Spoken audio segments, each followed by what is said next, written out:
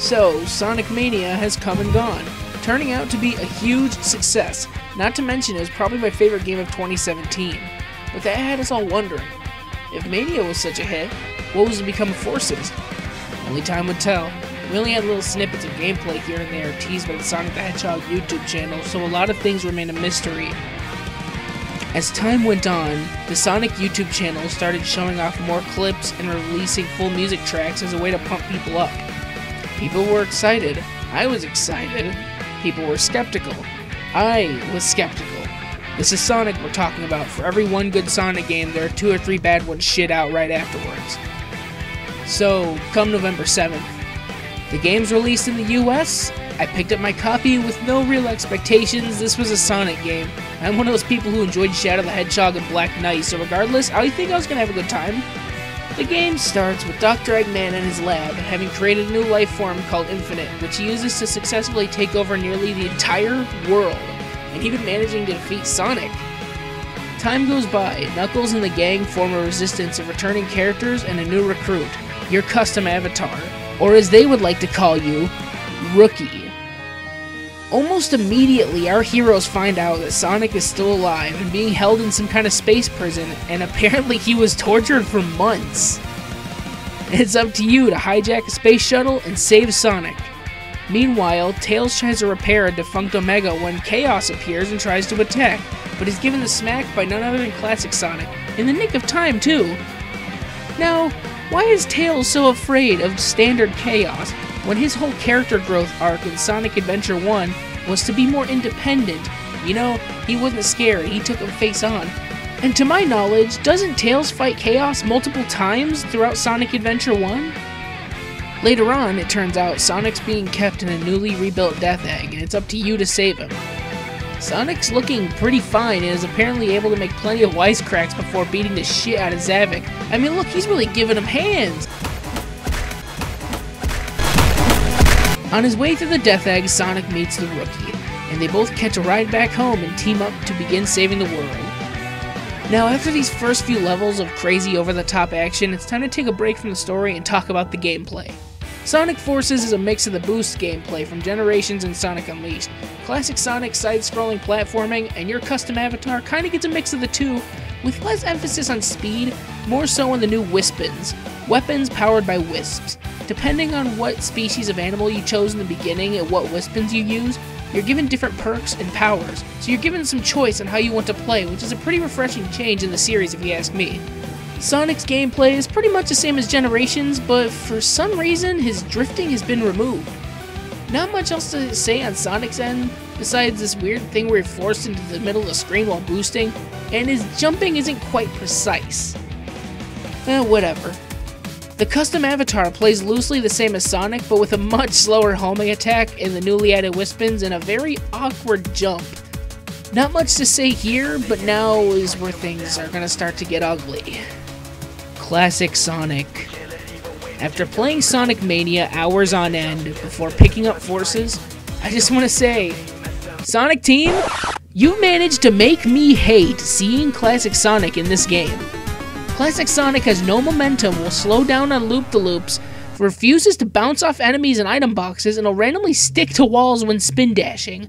I don't know what happened to the code you guys had for Classic Sonic and Generations, but I'm pretty sure if you just copied and pasted that into Forces, it would have been a hell of a lot better controlling Sonic. That should not be a problem, considering Mania came out 3 months ago and it was practically developed by a team of fucking fans. Now that I've let off some steam about one thing that bothered me in Forces, it's time to discuss another plethora of issues I've had during my playthrough. I want to talk real quick about the level design. The first few stages of the game you can already see. This game is very linear with no alternate paths in order to beat a stage. Most of Sonic's stages are straight lines you can boost right through. I'm pretty sure I was able to beat the first level without touching the control stick. Every so often you'll be given a good level where Sonic and the Rookie tag team, kind of like Sonic Heroes, they're really good levels and have plenty of chances to use your Wispins to defeat enemies, take alternate routes, and ultimately clear levels faster. One big problem I faced. One problem I noticed maybe about halfway through the game that began to bug me. 28 out of the 30 levels in the game took me roughly 2 minutes to beat, and I'm including bosses. Now, when I had played all these levels for the first time, I played very cautiously and with leisure, searching for red star rings, alternate paths, whatever. When I started to finally feel some speed in the flow of beating down baddies, bouncing off springs and shit, there's the exit. Every time I felt like I was finally starting to have fun, it would just end very abruptly, like, there it is, end of the level. On a side note, every boss in this game is piss easy, mostly because rings are very plentiful. So easy I managed to beat nearly every boss in the game in 2 minutes, without losing a single life. Oh, wait a minute, there are no lives. You heard me right, there's no lives. You get infinite lives! No pun intended. As the story goes on, things start to get really weird and kinda stupid. After Sonic encounters Infinite again, he gets pummeled down once more. Yet this time, Infinite decides to be an edgy fuck and claims Sonic isn't worth his time, but lets him stay alive. Mind you, in the beginning of the game, Infinite kills multiple random bystanders in the city like it's nothing. So taking out Sonic while he's weak could have been a snap. Not too important, but just a nitpick in the story I found to be really fucking stupid. But I forgot to mention, throughout the game, every single stage has multiple characters pop in at the top right corner of the screen and babble about what you need to do next, or end up trying to motivate you with some extremely cheesy lines.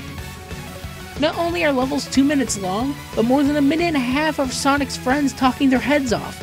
I know this can be turned off in the title screen options menu, but it's seriously distracting, and no one's gonna think to go to the options menu that's only available on the title screen. Every few 2-minute long levels completed and red rings collected, you'll unlock level-specific missions and extra challenge stages. These challenge stages were very reminiscent of the Game Land levels from Sonic Colors, and I thought they were really cool, fun way to take a break from the story.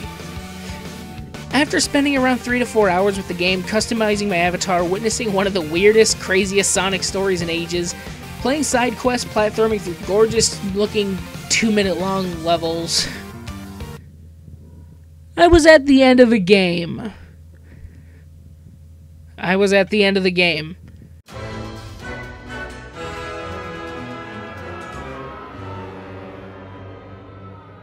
This game is actually 3 to 4 hours long at a leisurely pace. Let me sort of go off topic for a moment, but the worst Sonic games, like Shadow the Hedgehog, Heroes, 06, even fucking Riders, manage to have a campaign spanning 6 to 10 hours. Now, before viewers forget to read the title and description of the video, spoiler alert, you fucking idiot! Before the final attack on Eggman's fortress ensues probably the most ridiculous war scene in gaming history. I dare you to watch this without laughing. Now watch that same scene again to this music from SpongeBob.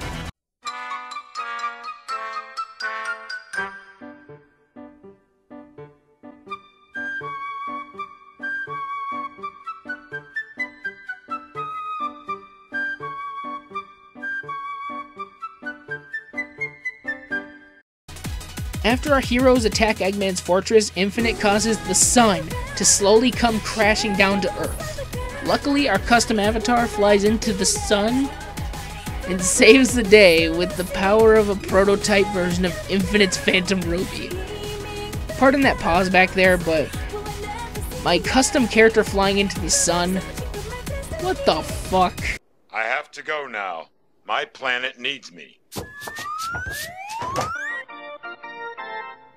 After a final battle with Infinite, Eggman reveals that the real Phantom Ruby was powering a huge fucking robot, surpassing Infinite's power. After a douchey quip by Sonic, the final battle ensues, and you know what? It's not too bad. Using the power of classic Sonic and your avatar, they managed to crack open the Death Robot.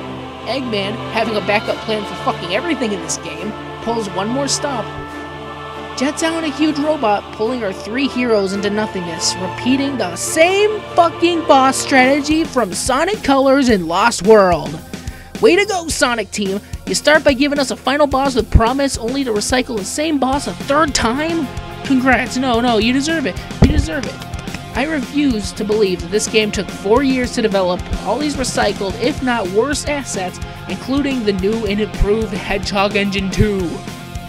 Though after saving the world with Sonic and friends, it only begs the question, is Sonic Forces a good game, or is Sonic Forces a bad game? I wanted to end this video saying this game is horrible, just to tick off the rabid Sonic fans who thought the game could even hold a candle to Super Mario Odyssey.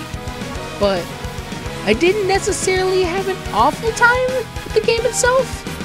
The story was over the top and serious, and the graphics are pretty nice about 90% of the time. The frame rate was stable, some levels are pretty cool and clever, and the whole custom character thing was really cool too.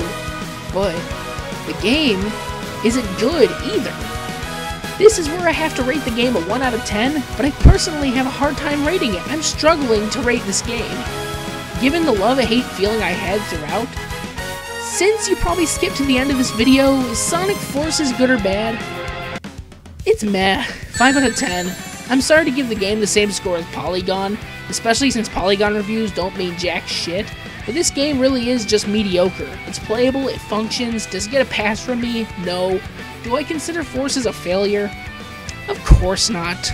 Just the same as the other mediocre games from the Blue Blur's past, it's worth playing if you're a fan at least. If you're a newcomer to the Sonic series and want something fun to play, stick to Mania, or if you want something with a boost gameplay, go play Colors, it's a lighthearted romp. I'm Frankie Lee from Charge Shot. If you like this video, check out my other game reviews down here. And if you want to listen to me and my best friend play video games and make stupid jokes and fart noises, click on one of these. Go on, watch one of our videos. Fucking dare you, little bitch.